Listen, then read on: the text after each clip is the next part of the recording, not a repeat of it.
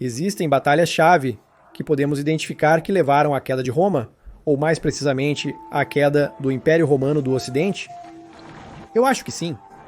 Eu acho que podemos identificar algumas batalhas-chave que foram tão desastrosas que desencadearam uma reação em cadeia catastrófica que culminaria na dissolução do Estado Romano do Ocidente. Analisaremos as batalhas mais desastrosas do sobrevivente Império Romano do Oriente em outro vídeo. Mas aqui estão 5 batalhas-chave que foram tão desastrosas para Roma que elas levaram à queda do Império Romano do Ocidente.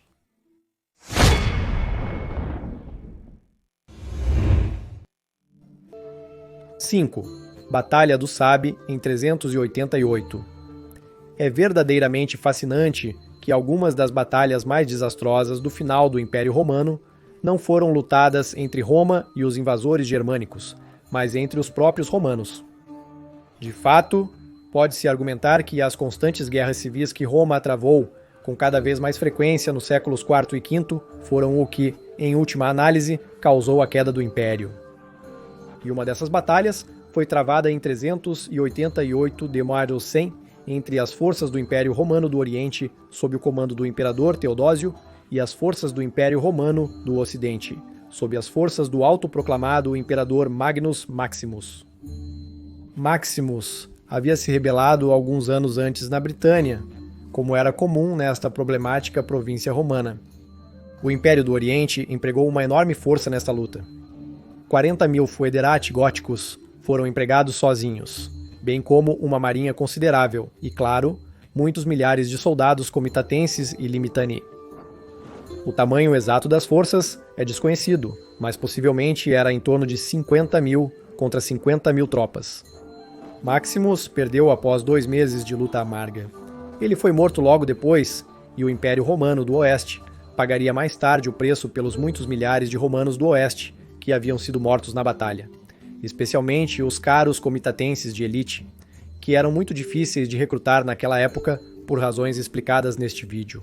Assim, o exército romano do Oeste foi enfraquecido nesta batalha, o que teria consequências terríveis apenas alguns anos depois, como explicarei em breve. 4.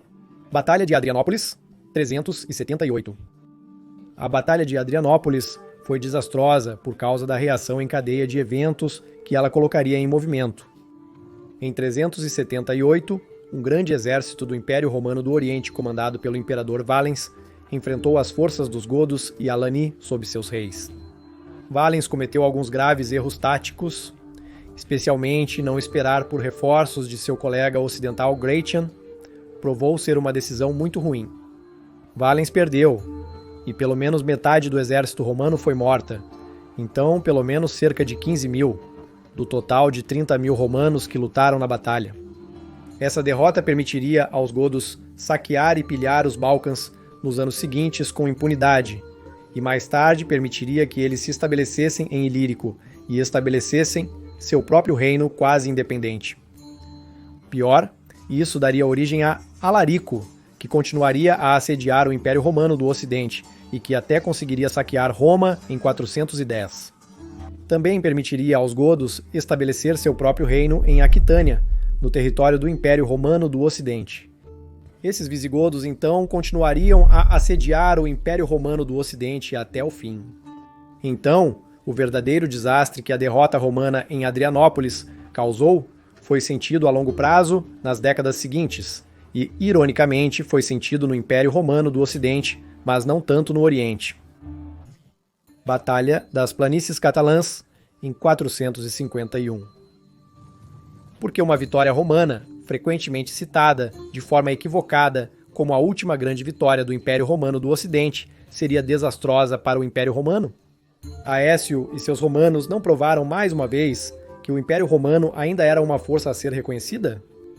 Átila, o Huno, conhecido como o flagelo de Deus, não teve sua invencibilidade como guerreiro destruída para sempre? Pessoalmente, acredito que, mesmo com a vitória dos romanos ocidentais comandados por Aécio e seus aliados germânicos em Catalaúno em 451 d.C., o simples fato de ter chegado a essa batalha foi um desastre para o Império Romano Ocidental. Eu pessoalmente vejo isso como uma vitória pírrica. Sim, a A ameaça imediata de Átila foi contida, no entanto, as perdas para o Império Romano Ocidental devem ter sido grandes. Naquela época, com a perda da receita da rica província da África, que havia caído 12 anos antes para os vândalos, simplesmente não havia mais dinheiro suficiente para o Império Ocidental manter um grande exército de campo comitatenses de alta qualidade. Alguns estudiosos, como Ibn Schultais, estimam que o tamanho total do exército do Império Romano Ocidental por volta de apenas 20.500 comitatenses e 18.000 limitanae. A receita apenas da África poderia ter montado um adicional de 40.000 infantaria e 20.000 cavalaria. E podemos supor que Aétius empregou uma parte considerável desses 20.000 comitatenses e 18.000 limitanae para a derrota de Átila, e é provável que muitos deles tenham morrido nessa batalha. Porque apenas um ano depois, Átila invadiu a Itália e sitiou Aquileia, reduzindo-a quase ao chão. Outras cidades no Vale do Po também foram destruídas pelos hunos, e Aétius não pôde impedir. Onde estavam seus comitatenses e Limitanei então? Acho que ele já não tinha mais tropas suficientes naquela época. É por isso que ele basicamente não conseguiu parar o avanço de Átila por conta própria. Portanto, acredito que uma grande parte do que restava do exército romano ocidental foi destruída ou desbandada logo após a Batalha de Catalaunum, o que também é sugerido pela falta de resistência militar contra os vândalos saqueando Roma em 455 e que o imperador Majoriano foi forçado a recrutar um exército completamente bárbaro em 458 para sua reconquista do Império Romano do Ocidente. Não havia mais menção de comitatenses e limitanei. Portanto, a frequentemente citada vitória de Aétius em Catalaunum foi, na realidade, provavelmente um desastre para o Império Romano do Ocidente. Batalha do Rio Frígidos, em 394 d.C. Em setembro de 394, as forças do Império Romano do Ocidente sob o imperador Eugênios e seu magister Militum Arbogast estavam enfrentando as forças do Império Romano do Oriente sob Teodósios e seu muito capaz general Estílicho. Os dois exércitos tinham entre 40 e 50 mil soldados. Essa batalha é comumente citada como a última luta do paganismo, o que não é inteiramente correto, como mostrei neste vídeo. Mas muito mais importante do que as implicações religiosas foram as desastrosas consequências para o Império Romano do Ocidente.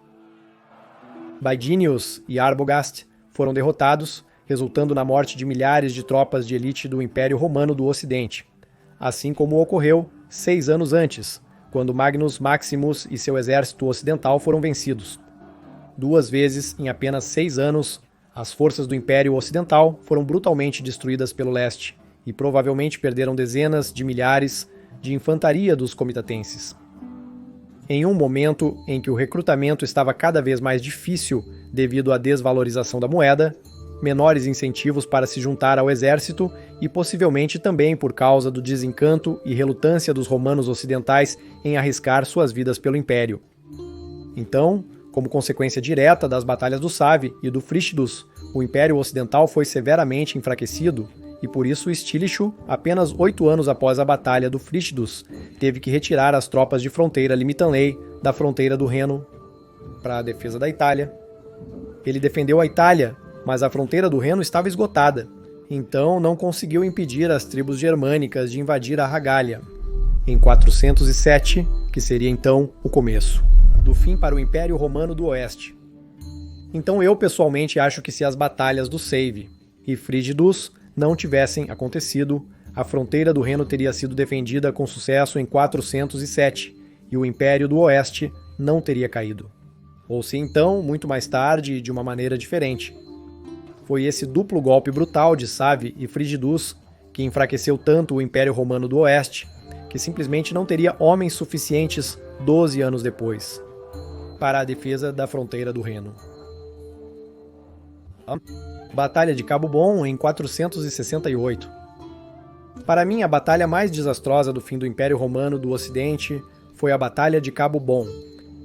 Essa foi realmente a última vez que o Império Romano do Ocidente poderia ter sido salvo, e quando isso falhou, também falhou a última melhor esperança de manter a linha de imperadores romanos viva no Oeste. Em 468, o Império Romano do Leste enviou uma grande frota para conquistar o Reino Vândalo e restaurar o controle romano sobre a África. Mas em vez de salvar o Império Romano do Oeste, terminou em desastre, devido a razões sobre as quais falei em grande detalhe neste vídeo aqui. Foi, na verdade, uma das maiores batalhas navais da antiguidade, com 1.100 navios envolvidos, a maioria dos quais foram construídos pelo Império do Leste, já que o Oeste, naquela época, já não tinha mais receita e apenas 7 anos antes, a última frota romana do Oeste de 300 navios foi destruída em Cartago Nova. Então todas as esperanças dos romanos duraram nesta expedição. Marcellus da Dalmácia também participou, possivelmente contribuindo com mais 100 navios.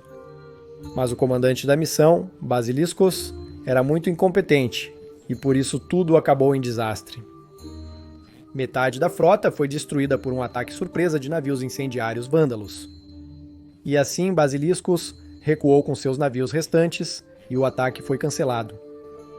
E assim, não apenas morreram as últimas esperanças do Império Romano do Ocidente, e não apenas a África foi perdida, mas esse desastre faliu o Império do Oriente por décadas.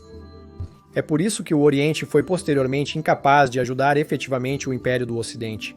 E, portanto, não é absolutamente nenhuma coincidência que a linha de imperadores do Ocidente terminou apenas 8 ou 12 anos após a Batalha de Cabo Bom, dependendo se você vê Rômulus Augustus ou Július Nepos como o último imperador romano do Ocidente. Menções honrosas: a Batalha ou o Desastre de Cartagena em 460. Não sabemos ao certo se a frota de Majorian foi queimada por traidores ou se foi destruída em um ataque surpresa dos vândalos, mas provavelmente houve a participação de traidores em ambos os casos. Se a frota foi destruída em um ataque surpresa, então essa foi a Batalha de Portos Ilicitanos, perto de Cartago Nova, hoje conhecida como Cartagena, mas mais corretamente o porto está na atual Elche, na Espanha. Quando a frota de Majorian foi destruída em 460, foi um golpe insano para o Império Romano do Ocidente, do qual nunca se recuperaria. Batalha de Cartago em 439. Quando Cartago caiu para os vândalos em 439, a província mais rica de Roma também caiu, assim como grande parte de seu suprimento de grãos e receita tributária. O desastre foi, como mencionei antes, que sem a receita da África, a capacidade do Império Ocidental de manter um grande exército foi severamente prejudicada, e, portanto, isso foi um enorme desastre para a Batalha de Roma em Rimini em 432. A guerra civil entre Flávios Aétios, Bonifácios e Flávios Félix ocorreu no pior momento possível. Em vez de se unirem contra os vândalos, eles lutaram entre si, o que culminou na Batalha de Ariminum, a atual Rímini, onde Bonifácio saiu vitorioso contra Aétios, mas morreu mais tarde de seus ferimentos. Podemos imaginar quantos romanos morreram sem necessidade nesta guerra civil insensata, que ocorreu no pior momento possível. Batalhas da fronteira do Reno, início de 407. Quando foi o início do fim para o Império Romano do Ocidente? Para mim, foi em janeiro de 407, quando enormes massas de tribos germânicas romperam a fronteira do Reno. Esse evento permitiu que eles estabelecessem reinos no território romano ocidental, o que acabaria por quebrar o pescoço do Império Ocidental. Os foederati francos inicialmente conseguiram defender a fronteira do Reno, mas por causa das batalhas de Save e Frígidos, a maioria dos limitanei romanos havia sido retirada, e assim, mais cedo ou mais tarde, os francos perderam para as muitas nações germânicas, e assim começou a queda do Ocidente. Batalha de Placência ou Ravenna, em 476. Esta foi a última batalha do Império Romano Ocidental, quando Orestes recusou-se a dar a Odoacer e seus soldados germânicos 1/3 das terras na Itália. Ele se rebelou e houve uma batalha fora de Ravenna ou Placência, na qual as últimas guarnições romanas restantes perderam, porque naquela época quase não havia verdadeiras tropas romanas restantes, e o resto é história. Então, esses foram, na minha opinião, os maiores desastres da história tardia do Império Romano Ocidental. Mas claro, fique à vontade para compartilhar seus favoritos comigo. Por favor, curta e se inscreva para não perder nenhum vídeo futuro sobre o fascinante final do Império Romano. Por favor, considere apoiar meu trabalho no Patreon ou através de uma associação no YouTube, porque a sustentabilidade a longo prazo deste canal realmente depende do seu apoio, e eu gostaria de agradecer a Antônio Brandal por se juntar novamente como Sou Invictus. Muito obrigado, Antônio, pelo seu contínuo e incrível apoio. O mesmo vale também para Titino Zen. Muito obrigado, Titino Zen, por se juntar novamente como Sou Invictus e apoiar este canal de uma forma tão generosa. E eu gostaria de agradecer também a Whit Lamson, que se tornou um Sou Invictus. Muito obrigado, Whit Lamson, por apoiar este canal de uma forma tão generosa. É graças a pessoas como você que este canal é possível. Não posso agradecer o suficiente, e também gostaria de agradecer a Kazan, que se juntou como um apoiador Kaysar. Muito obrigado, Kazan, pelo seu generoso apoio. Realmente não posso agradecer o suficiente, e se você quiser saber mais sobre quem foi o culpado pelo desastre em Cape Bon, você pode assistir a este vídeo aqui no canto superior direito. Mas se você quiser saber mais sobre por que a frota de Majorian foi destruída, você pode assistir a outro vídeo no canto inferior direito. Agradeço novamente a todos os amigos da história romana, Gratias Tibiago e Beni Valete.